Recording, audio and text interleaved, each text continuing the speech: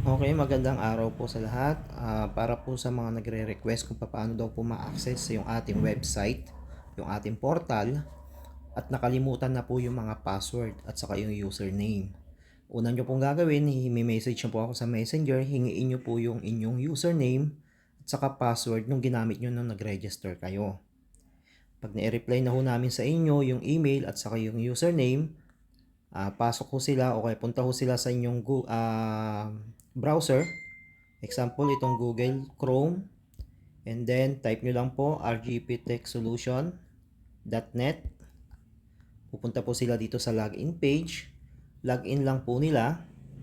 And then, yung ano pong ibinigay sa inyo na username, yung po muna yung gagamitin ninyo.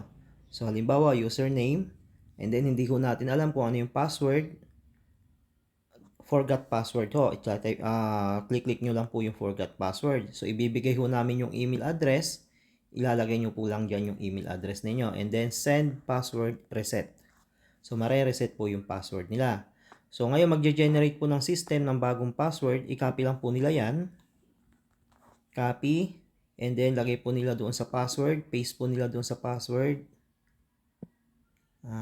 Paste. And then, lagay po nila dyan yung username ninyo kanina na ginamit. So, ayan na po. Meron ng username, meron ng password. Login. Makakapasok na po sila dito sa login, dito sa ating portal. Masisilip nyo na po yung mga bill ninyo, yung mga pending bill, at saka po yung mga paid bill na. Okay? Para madali nyo po matandaan yung password nyo sa susunod, palitan po ninyo. Punta po kayo doon sa icon. Yan sa tatlong guhit na yan. And then my account.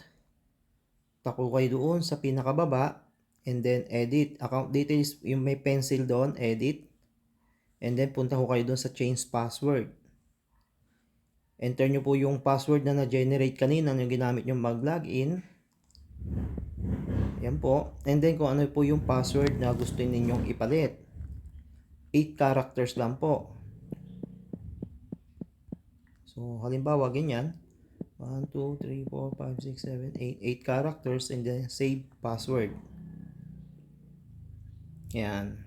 So, ayan na po. Na-save na po yung password. Tatandaan nyo na lang po yun para sa susunod po, makapag-login na po sila ng dire-diretso. Yun lang. Maraming salamat po.